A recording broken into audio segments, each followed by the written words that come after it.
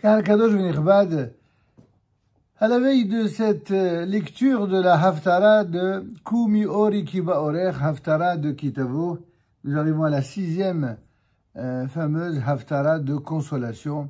Et on peut affirmer que, à mesure que cette série de Haftara de consolation et de réconfort approche de sa fin, on a l'impression que les prophéties qui décrivent l'avenir d'Israël vont se faire de plus en plus lyriques, mais aussi de plus en plus exaltées. Ainsi, une fois de plus, Yeshayahu Hanavi, le prophète Isaïe, va annoncer à Jérusalem que Akadosh Baruch Hu, Dieu, ne va pas tarder à révéler sa gloire. Il l'appelle à élever les yeux pour voir ses enfants revenir avec elle, et ainsi, dans leur sillage, les peuples du monde qui viennent lui rendre hommage. Petit à petit, ces nations apprendront que Akadosh Baruch Hu, l'Éternel Dieu d'Israël, règne à Tzion, que la vérité et le pouvoir lui appartiennent à lui seul, et qu'Israël est son messager dans le monde. Les malheurs qui appartiennent pour la plupart Yad Hashem au passé feront place progressivement à l'espoir, mais aussi tous les rêves qui ont été transmis, promis par les prophéties d'Israël vont se réaliser. C'est ainsi, comme le dit le texte ici, que le cuivre pillé par les nations sera remplacé par de l'or et le fer par de l'argent. La prophétie atteint son point culminant sur une description de la Géoula, Shelema, de la rédemption finale. Ainsi qu'il est dit, ton soleil ne se couchera plus jamais et ta lune ne disparaîtra plus. Hachem sera pour toi une lumière éternelle et les jours de ton deuil prendront fin. Puis cette promesse se réaliser au plus tôt pour Jérusalem et pour ses enfants. Cette Haftara qui apparemment est une sorte presque d'apothéose, nous verrons pour la 7e qu'il en sera ce sera le cas, mais déjà ici nous voyons finalement culminer des promesses extraordinaires à un point tel que nous voyons que dès le début de la Haftara, lorsque le prophète Isaïe dit au nom de l'Éternel, lève-toi, brille, car ta lumière est arrivée, et la gloire de Akadosh Baruch Hu, de l'Éternel, a rayonné sur toi. En d'autres termes, le prophète nous fait référence justement à ce qui est en train de se produire dans notre génération, qui a commencé déjà il y a quelque temps, mais qui ne fait que progresser de plus en plus.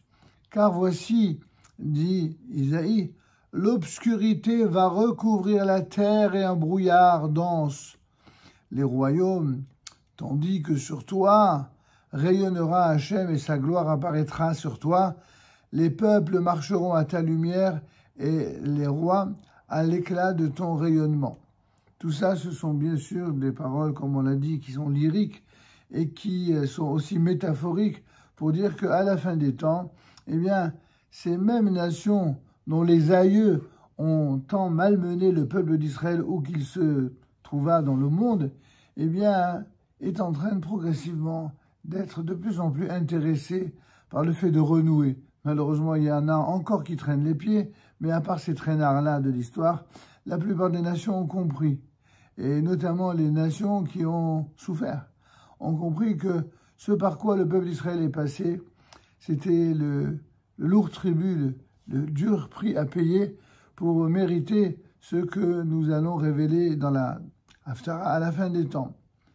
Et voici que poursuit le prophète, lève tes yeux alentour et regarde, tous se rassemblent, tous viennent vers toi. En effet, vous voyez bien que du monde entier, que ce soit les artistes et les politiques ou les journalistes, que ce soit les simples kidam ou que ce soit les plus grands esprits brillants de la planète, tous vont à Jérusalem, tous vont en Eretz Israël.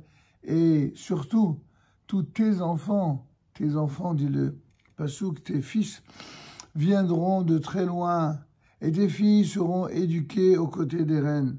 Alors tu verras, tu seras radieuse, ton cœur s'inquiétera et se dilatera quand se déversera chez toi la foule venue de l'Ouest et qu'on apportera la richesse des nations.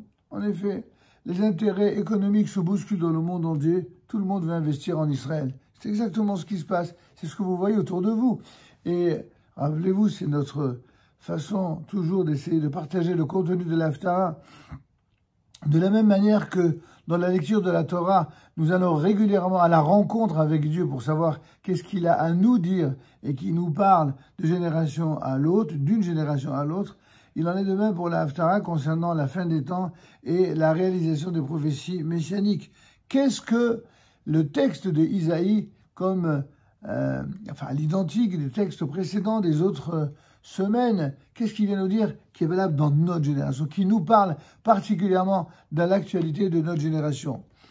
Alors, évidemment, le lyrisme prophétique s'exprime en des termes qui appartiennent au passé. Savoir comment les traduire au présent, c'est tout l'art de nos sages. Il est dit qu'une abondance de chameaux te couvrira, des dromadaires, de Midian et Epha. Tous ceux de Sheba viendront chargés d'or et d'encens, proclamant les louanges d'Hachem. Tous les troupeaux de Kédar se trouveront rassemblés chez toi. Les béliers de Nebaïot te serviront.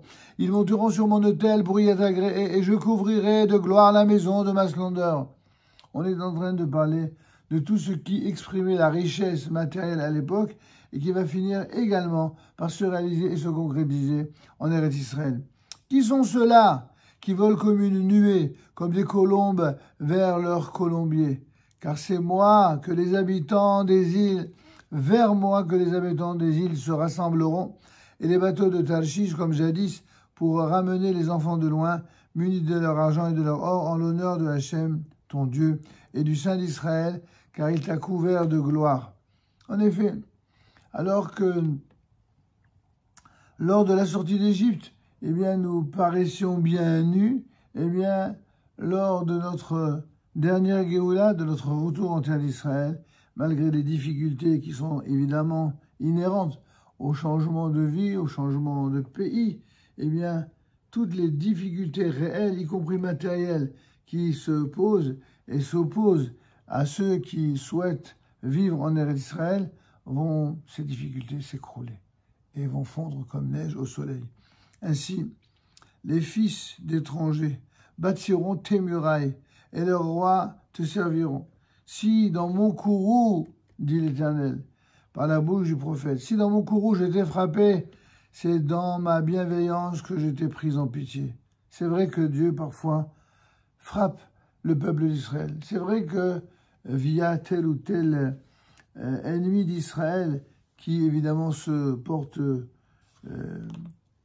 gaillamment et vaillamment volontaire pour faire du mal à Israël, si Dieu laisse faire, c'est qu'il y a une raison qui est supérieure.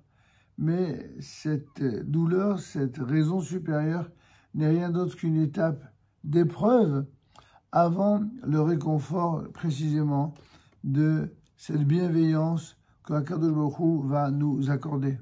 Tes portes resteront toujours ouvertes. Ni le jour, ni la nuit, elles ne seront fermées, pour t'amener l'opulence des nations et leurs rois sous escorte. Car le peuple, le royaume, qui refuseront de te servir, seront anéantis et ces nations complètement détruites. La gloire des forêts du Liban arrivera chez toi, le cyprès, le sapin et le buis ensemble, pour couvrir de gloire le lieu de mon sanctuaire et pour que j'honore le lieu où se posent mes pieds. Ils viendront vers toi la tête basse, les fils de tes persécuteurs. Effectivement. Les fils de tes persécuteurs, vous savez, tous ces grands donneurs de leçons dans toutes les chancelleries du monde qui viennent donner des leçons alors qu'ils sont, et ils le savent, les fils et les petits-fils de ceux qui nous ont persécutés pendant des siècles. Akadosh Baruch Hu leur donnera une leçon. Et l'arrogance dont ils ont fait preuve avec Israël à l'époque où il était en exil.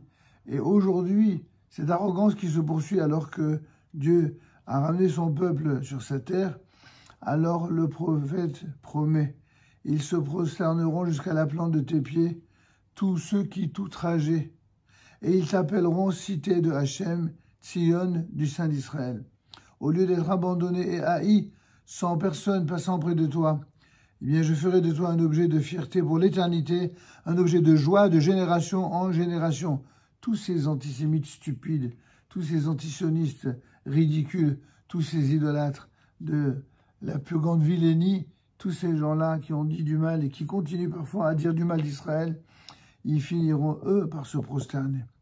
Tu têteras le lait des nations et tu boiras la mamelle de ces souverains. Alors tu sauras que moi, Hachem, je suis ton sauveur et ton libérateur, le puissant de Yaakov. À la place du cuivre, j'apporterai de l'or, c'est ce que nous avons cité tout à l'heure, et à la place du fer, j'apporterai de l'argent. À la place du bois, du cuivre, et à la place des pierres, du fer. Je désignerai tes gouverneurs pour la paix et tes officiers pour la droiture.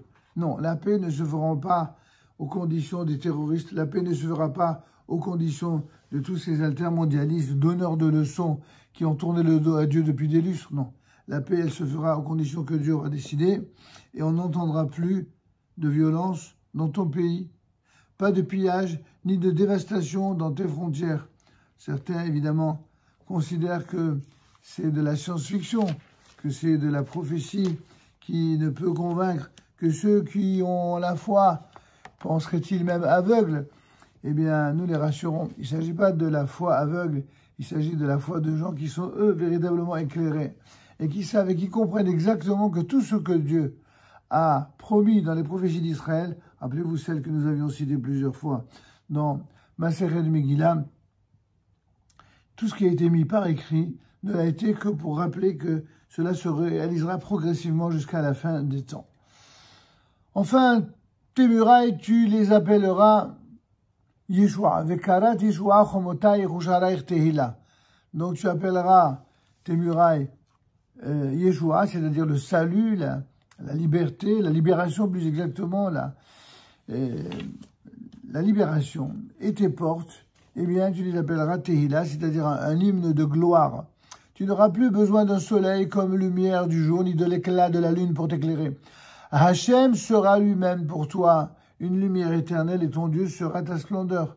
Ton soleil ne se couchera plus jamais et la lune ne disparaîtra plus, car Hachem sera pour toi une lumière éternelle et les jours de ton deuil prendront fin. Il s'agit du deuil de tous les malheurs et massacres de l'histoire. Et ton peuple, Ve'amer Kulam Tzadikim, ton peuple, ce sont tous des tzadikim, tous des justes, qui hériteront à jamais du pays. Une branche plantée par mes soins, l'œuvre de mes mains pour me glorifier. Le petit se multipliera par 1000, et le plus jeune deviendra une nation puissante. Je suis Hachem, en son temps, je la hâterai. De quoi il s'agit? Cette phrase, qui peut sembler énigmatique, relève en elle-même le secret des conditions même de cette faisabilité de la venue du Mashiach. En effet, je suis l'Éternel Berita Arishena. En son temps, je la hâterai, je la précipiterai. Évidemment, tous nos sages posaient la question, mais si la venue du Messie, si la venue de la délivrance arrive en son temps, donc ça veut dire que le temps est un terme qui est prévu par Dieu et qui a déjà été fixé. Mais si, au contraire, je la hâterai, je la précipiterai, cela signifie qu'elle n'arrivera pas en son temps, mais au contraire, qu'elle viendra plus vite que prévu. Et évidemment, la Gemara ne répond dans Masechet Sanhedrin que non. Les deux affirmations du verset prophétique sont vraies, mais elles expriment deux potentialités historiques qui ne sont pas en contradiction, mais qui sont sujettes à conditionnalité. En d'autres termes, si vous, peuple d'Israël, à la fin des temps, vous êtes méritant, si vous assumez votre rôle parmi les nations, si vous assumez ce que vous devez être en Eretz Israël, alors je hâterai la venue de la délivrance finale, de la Yeshua, et donc la venue du Mashiach. Et si ça n'est pas le cas, alors de toute façon, sachez que le Mashiach viendra en son temps, c'est-à-dire celui qui a été prévu par l'Éternel, et la sonne que Dieu fasse, que d'une façon ou d'une autre, qu'il vienne quand Dieu le décidera, dans les conditions qui seront les plus propices, les plus favorables, les meilleures, non seulement pour le peuple d'Israël, mais pour l'ensemble des nations dont le sort nous importe bien plus que ce que parfois elles ont pu penser à notre sujet. Nous ne sommes pas un peuple rancunier et nous ne sommes pas un peuple haineux. Nous sommes un peuple rempli d'amour Et plus nous vivons le contenu de la Torah et des mitzvot, et plus nous vivons et vibrons à l'annonce des prophéties d'Israël, plus nous sommes heureux d'annoncer aux nations, priez autour de nous et avec nous. Pour que se réalisent ces prophéties, eh bien, vous en serez tous les plus heureux. Et la paix qui est ainsi promise et prévue par les prophètes se réalisera enfin, non seulement en Israël, non seulement pour le peuple d'Israël, mais aussi pour l'ensemble des nations de la terre. Amen, Kini Ratson, Shabbat, Shalom et voilà.